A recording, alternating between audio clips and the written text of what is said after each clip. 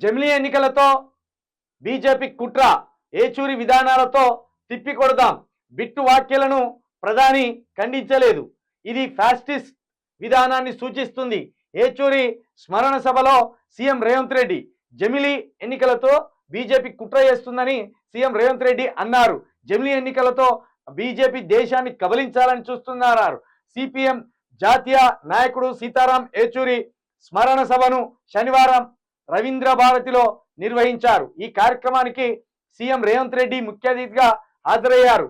ఆయన మాట్లాడుతూ తమ అధికారం నిలబెట్టుకునేందుకు యూనియన్ స్టేట్స్ భావనను దెబ్బతీసి జమిలీ ఎన్నికల ముసుగులో బీజేపీ చేస్తున్న ప్రయత్నాన్ని తిప్పికొట్టాల్సిన చారిత్రాత్మకమైన సందర్భం ఏచూరి మన మధ్య లేకపోవడం.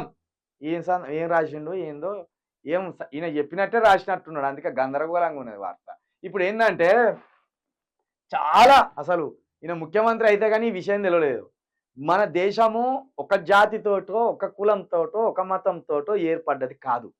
ఇక్కడ రాసుకొచ్చిండు యూనియన్ స్టేట్స్ ఆఫ్ ఇండియా అంటే అన్ని రాష్ట్రాలు ఒక యూనియన్గా ఏర్పడి మేమంతా కలిసి ఒక దేశంగా జీవిస్తామని ఈ రాష్ట్రాలన్నీ ఒక యూనియన్గా ఏర్పడ్డాయి. ఉదాహరణకు America, United states of America అంటారు దాన్ని. అలాగే ఇక్కడ కూడా యూనియన్ స్టేట్స్ ఆఫ్ ఒక గ్రూప్గా ఏర్పడ్డాయి. ఈ రాష్ట్రాలన్నీ ఒక గ్రూప్గా ఏర్పడి ఒక దేశంగా ఏర్పడ్డాయి. మనోళ్ళు ఏమనుకుంటారు అంటే పూర్వత్వం నుండే ఇది భారతదేశం, మొత్తం అందరం కలిసే ఉన్నాం అనుకుంటారు. అది కాదు, అది రేవంత్ రెడ్డి గారికి ఇప్పుడు తెలిసినట్టున్నది. యూనియన్ స్టేట్స్ ఆఫ్ అనే భావనను జమిలీ ఎన్నికల పేరుతో ఈ బీజేపీ కుట్ర చేస్తున్నాయి. ఈయన ఏమన్నాడు తెలుసా, జమిలీ ఎన్నికలకు బదులు జమినీ ఎన్నికలు అన్నారు. మరి ఇది ఎక్కడదో, ఇగో ఇదే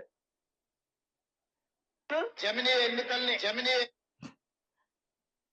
ఏది ఏమైనా జమినీ ఎన్నికల్ని ఏంటి బాబన్న ఇంకోసారి అన్న జమినీ ఎన్నికల్ని ఈ జమినీ ఎక్కడి నుంచి వచ్చిందో మరి.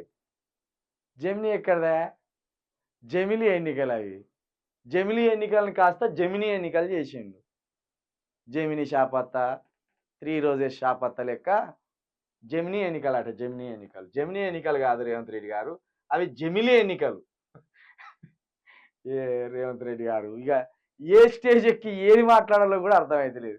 సందర్భం ఏంది, స్టేజ్ ఏంది, మనం ఏం మాట్లాడాలి, అస్సలు రేవంత్ రెడ్డి గారికి సబ్జెక్టే అర్థమవుతలేదు. చాలా పెద్ద బాధ అనిపిస్తుంది చూసినప్పుడు.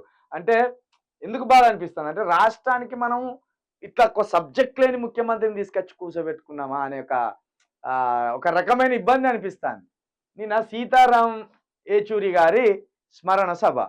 సీతారాం ఏచూరి గారు ఏం చేసిండ్రు, ఏ పోరాటం చేసిండ్రు, ఎందుకోసం చేసిండ్రు, ఏ సందర్భాల్లో ఆ పోరాటం చేసిండ్రు అనేది ఆయనను స్మరించుకోవాలి. ఈడికి వచ్చిండు బీజేపీ మీద పడ్డాడు. ఇప్పుడు బీజేపీ సభ, అది బీజేపీని తిట్టడానిక నయం. ఇప్పుడు సీతారాం ఏచూరి గారు ఎప్పుడన్నా కేసీఆర్ ఏమైనా మాటలు ఉంటే ఇక్కడ కేసీఆర్ను పలుపలు తిట్టిగా సమయం లేదు, సందర్భం లేదు. నీకంటే 7-8 సంవత్సరాలు చిన్నోడు కేటీఆర్. ఏం మాట్లాడిండో చూడు ఒక్కసారి. నిన్న ఎంత అద్భుతంగా మాట్లాడిండో చూడు నిన్న కేటీఆర్.